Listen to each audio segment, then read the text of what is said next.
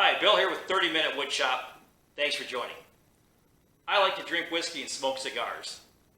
I don't know about you, but I'm sure you have some friends that do too. Now, good whiskey and a fine cigar is a match made in heaven, and having a place to put those is an absolute joy. So, I decided I would make a Whiskey and Cigar Butler. Now, the basic design for the Whiskey and Cigar Butler is well over 150 years old. It's really simple. It's basically a place to put your glass to keep the ice and condensation off of your fine furniture, keep the cigar from rolling off, and keep it from burning the edge of the table. And if you're a cigar smoker, you know what I mean. But this project takes it a step further. We're going to upcycle these barrel staves, these whiskey barrel staves, and this whiskey barrel band into a useful, attractive, and highly functional whiskey and cigar butler. Keep watching, and I'll show you how to get rid of this char on the inside. An easy way to do that. I'll show you how to safely cut these. You notice there's a curve in them, and that can cause some serious problems when you're trying to cut these. All right? How to drill and route these safely, and how you can prep and finish these so you end up with a really nice, functional, and beautiful piece that you can use yourself or give as gifts. So let's start making. Okay, we're outside. All we're going to do is just take a burr brush and knock off all this loose. You see how much loose stuff there is? Now you see why I'm doing it outside. Watch the wind blow stuff away. And once we got all the big chunks off, I'm going to come back and hit it with a coat of polyurethane just to get it sealed up, make it a little cleaner to work with in a shop. Besides, I want that nice blackened oak look out of this. And you can see it comes off pretty fast and easy. So a real quick blow off with some air. It'll get all the soot out of the grain, and it'll make your finish survive a lot better. So while we're out here in the sun, I'm throwing on a thin layer of polyurethane just to make sure that it's cleaner to handle in the shop. Not too worried about anything here, just want to get it sealed up. So let's talk about what's going on here. I have my barrel stave in the chop saw. I've got it fully supported. As you know, barrel staves curve both this way and this way. All right, long ways and across. I've hot glued in a piece of support here, just a little block that keeps it from rocking. I've also slid in a little piece here, okay? And all that does is keep it from rocking back and forth. So I'm going to put my hand here, hold it, push it against the fence, and then as I cut through, this piece should fall free. Whatever you do, make sure two things: that you fully supported the material whenever you start cutting, and that you haven't, for instance, lifted this side a little too much so that whenever you cut, it folds at the cut line and then pinches the blade. You want to try and avoid that. This is kind of a dangerous cut. Normally if it's flat wood, it's pretty easy. This is not flat wood in any dimension. So let's start cutting. So remember, use hearing protection, eye protection, and let's make some noise.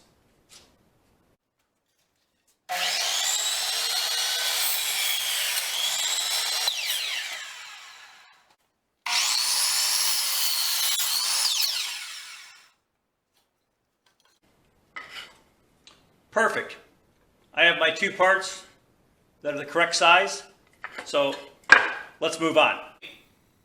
Wow, you can really smell the bourbon in this stuff. By the way, offcuts from this make great chips for your smoker. So if you can get a hold of a barrel guy that's selling offcuts really cheap, like little pieces that he isn't using anymore, like he's never going to use, and going to the scrapyard, pick them up.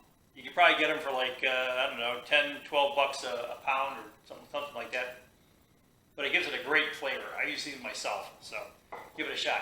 All right, now what you have to do is decide how you want these to look. You can have it char side up or outside up. if you do char side up, you're going to have to make sure that you flatten the back side of this, the outside, because you can't have this thing rocking around. So you're going to have to take a plane to it or something like that. Char side has some advantages from the standpoint that you know what it is, that actual bourbon barrel. Some people like that. Some people like to have the outside up. Actually, I'm going to do the outside up because I'm also going to add a piece of steel here, part of the band. So it kind of gives you that barrel look. And I don't have to worry about, well, I will have to do a little work. These barrel staves are not exactly straight either. A lot of them have a little bit of a twist in them. So I'll have to fix that little bit of a rock. But not a problem. Really easy to do. I just take a little bit off each of these corners and sit perfectly flat. So next thing I want to do now that I know what I got to mark a spot for my drink depression. Now I'm using. I just got this 90mm Chinese bit, really cheap.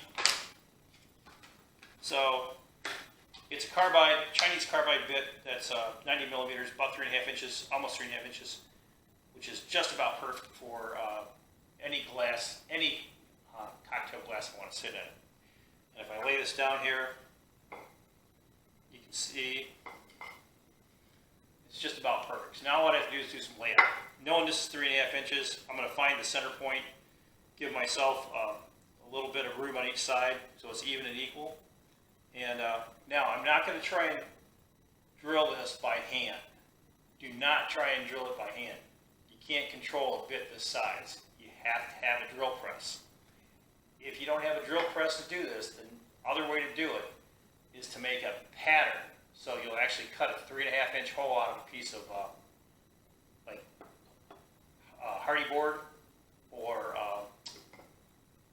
1/4 inch plywood. Set that over this, and then use a router to route the hole. So do not try to use this bit in a handheld drill. Bad things will happen. I absolutely guarantee you bad things will happen. So let's do some quick layout here, and I'll show you what that looks like. So I have a combination square. I'm going to use it to set up here real quick.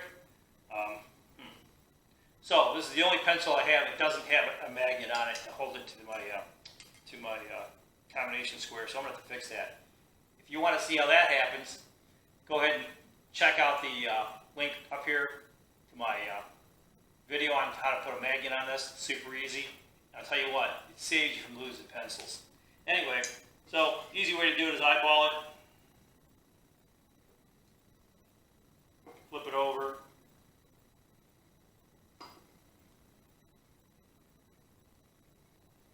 and then look at the two, and then kind of make it center it. Takes you about 3 times to do this.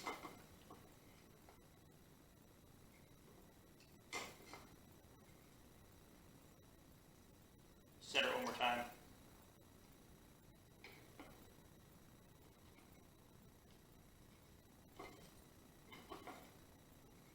And there we go. Dead center. It doesn't matter what the width of this thing is. If you do it that way, you'll get it. You get the center every time. So you've got that. Now what I want to do is I want to take out 3.5 inches. So that's 1 3/4. All I'm trying to do here is mark this so that I know basically where this is going to fall.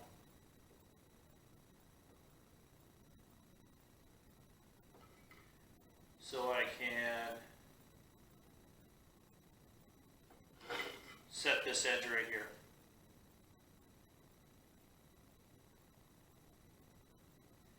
Now I'll say this, when you're setting this edge distance here, this is pretty easy to set because it's set by the distance here in the diameter. Set the setback here, make sure you leave enough so you don't blow this edge out. There has to be enough material here. Right now I've left about, what is that, 3/8 of an inch? It should be enough in white oak. White oak's pretty solid. So from that point I'm coming over here. 1 3/4. And it's hard to see in this. This is where having a white pencil sometimes helps on dark wood. So, cool. So, I've got my spot. Now I just have to do it for this one, and then I need to get them down to the drill press, get my bit chucked up, and I'm going to see if this thing works. All right. Make sure that you have your piece properly secured so it's not going anywhere. This is where that pays off. You see the little hole, drops it right into the center, no problem. So I'll be perfect. A couple things to remember: using a big bit, low speeds. I'm currently set up in my drill press at 300 RPM. So let's make some noise. Drill a hole.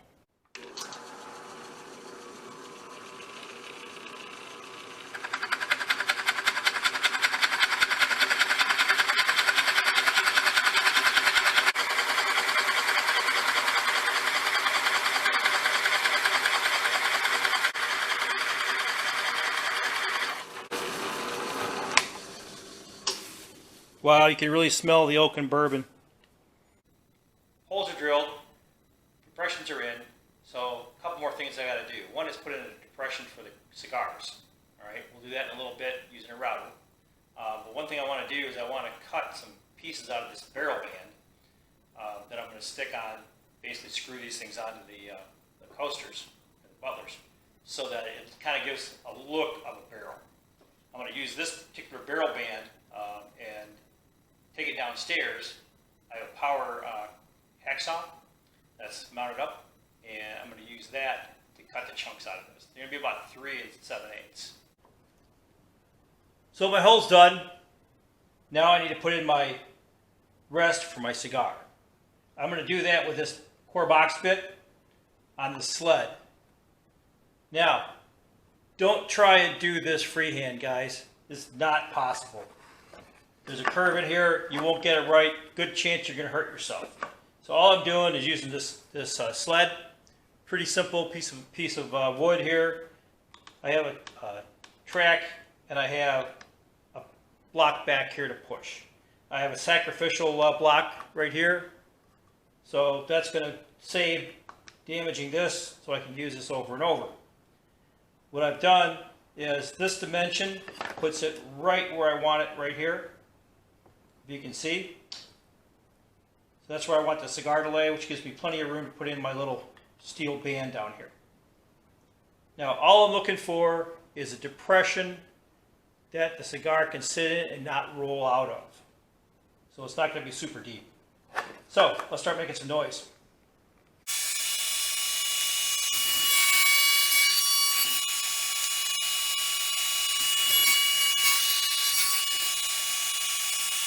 So I got a perfect depression here, perfect for a cigar, in the right spot, nice and safe. Make sure whatever you do, hearing protection, eye protection, and be sure your jigs are set up safely. Let's move on to some more finishing.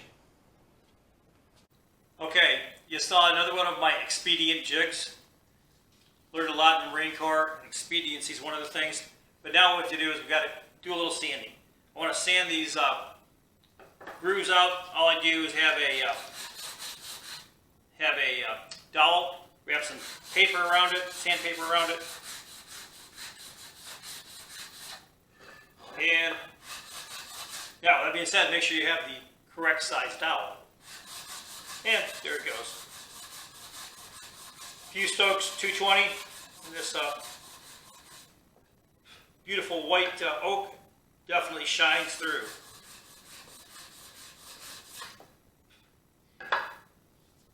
Okay, next thing I want to do is I want to do a little sanding overall. Because as much as I like this distressed wood, it's a little too distressed. So I want to take some of that distressing off. I'm not certain 220 is going to be the right sandpaper for that. We'll give it a quick shot here. I may have to move to like 100 or 150. I want it to be dark, but I want to be able to see the grain and see a good balance between the old wood and some of the new stuff. I also want to make it kind of smooth so that when people are handling it, it doesn't feel rough.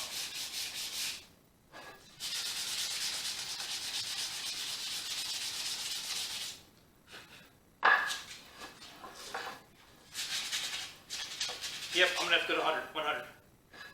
I'm kind of getting it right here where you can see it's starting to lighten up. So I want it to be a pattern of light and dark where the deeper spots are still dark and the high spots turn a little lighter. Because then I'm going to throw on a dark stain on this, which should make it really pop, and finish it off with some polyurethane. So let me grab some more sandpaper, do a little downtown job on this, and I'll be back. Okay, sand it out. I had to use 80 grit in order to get the dirt off, and that's primarily what I was removing. I don't know if you can tell the difference, but I can see the difference between the top of the barrel and the bottom. I had to do a lot more work in the bottom of the barrel, where it sat low, things splashed on it, and a lot more dirt. The top of the barrel was a little easier, so there's a few more white spots in it for the oak is showing through. Down here we have some staining, of course, for the barrel barrel bands. So overall, looking pretty good.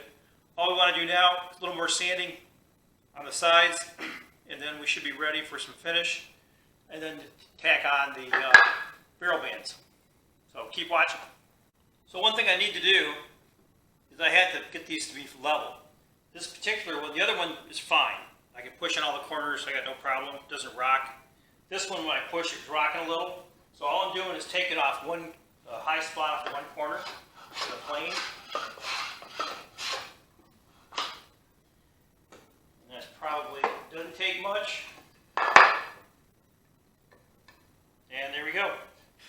So remember that, especially going in this direction, it's real easy to level them out.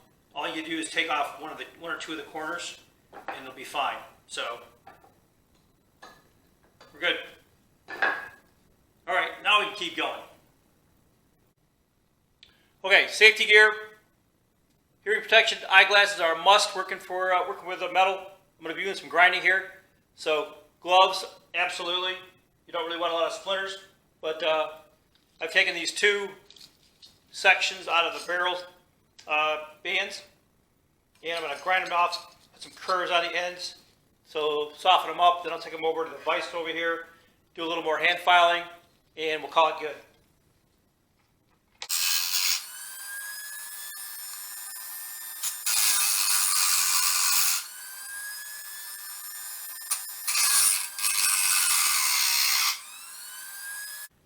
So I mentioned before I'm going to stain, so I'm going to be staining with this dark walnut stain. I think this is going to capture everything there is to capture about an old barrel.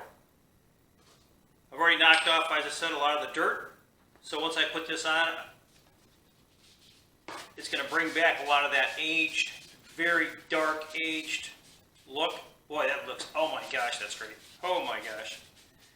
What a selection. So this will bring back a lot of the old oak look. And let me tell you, that is nice. Now you can choose to stain it lighter if you want with a light walnut or something like that, but I think this really captures the age and use of the barrel.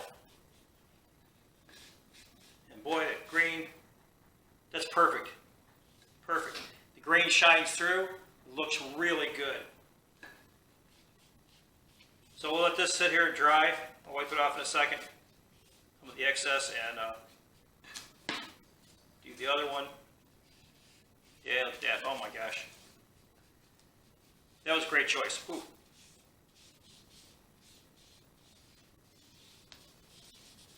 And you can see through it, you can see the stains from the barrel bands through it, along with all the rest of the stains.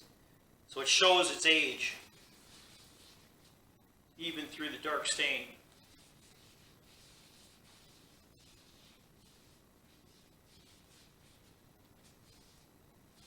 There we go. Boy, it's looking good.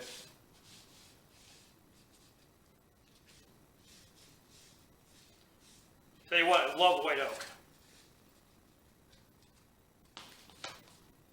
Nice. Now, let me get another one, do a quick wipe down. Just to get rid of the excess stain. Yeah, look at that. Boy, that looks good. Man.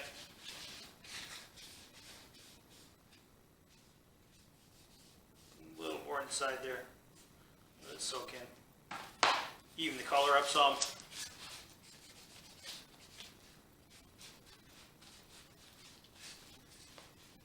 And there we go. Let these puppies dry. And we're ready for some finish. I'm putting 3 coats of polyurethane on these, by the way, because they're going to see a lot of, hopefully a lot of hard use, a lot of liquids, water, condensation. They're not meant for being run through the dishwasher, however. So, but easy cleanup on these puppies. So those look great. What? They look like really nicely. They look old and distressed, like any good white oak would look. So, sweet. Okay, now I got to finish up the barrel bands, drill some holes, and get those ready to put on once I get the varnish put on.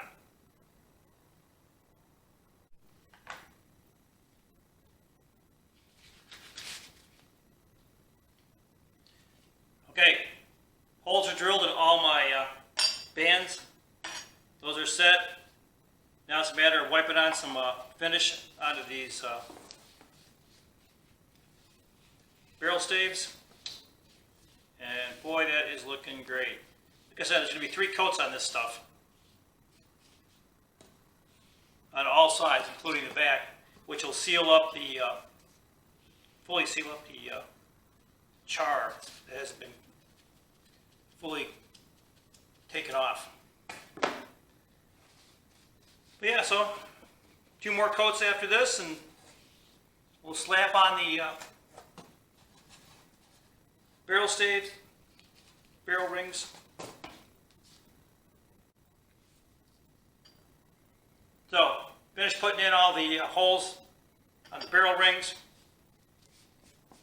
Now all I do is finish wiping on polyurethane. Boy, that is looking really nice. These would be a great addition to the bar.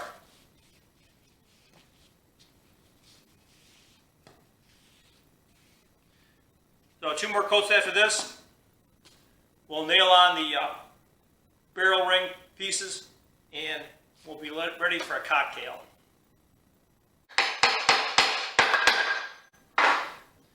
Okay, these are officially finished. I've driven my last nail, and yes, I did use nails. I used these 3/4 inch carpet tacks. The reason I used them is because you probably can't see here, but go down to the bottom and check my blog. There's some close-ups. The head of the nail looks very much like a cut nail. So these old-fashioned cut nails were what they would have used in the really old barrels. So it gives it that old antique look, and I think that's, to me, that's a lot better than using a screw. It looks much better. It looks more authentic. And hey, gotta say, I really like this project. I did put in a cork pad down here for both of these, simply because I had some cork laying around. Not a requirement, not something you gotta do. But it works for me because, like I said, I had it. I did finish this off once the finish had fully cured, and it's super humid out here, so it took an extra day or 2 for this finish to actually cure. But I hit it with 600 grit sandpaper, and then threw on a coat of Johnson's paste wax, which made the thing feel silky smooth. Matter of fact, speaking of which, I want to put on some paste wax.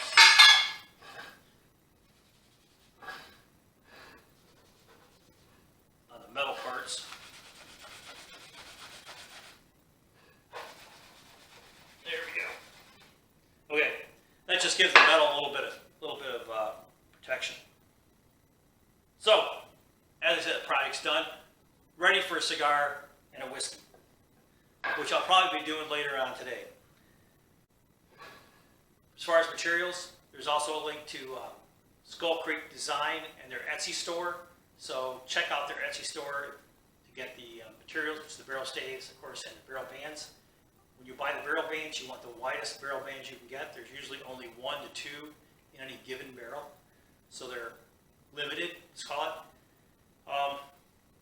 They usually have a bung hole in them too, but it doesn't bother us because, quite frankly, we're using the 9 inches off one end, 9 inches off the other end, and it's all good. The center section, keep watching and check my channel because I'm going to come back and use that for a couple other projects. So I'll show you how to do some other things with that. So, like I said, if you enjoyed it, hit like and subscribe. I'd appreciate that. Check out the links down at the bottom.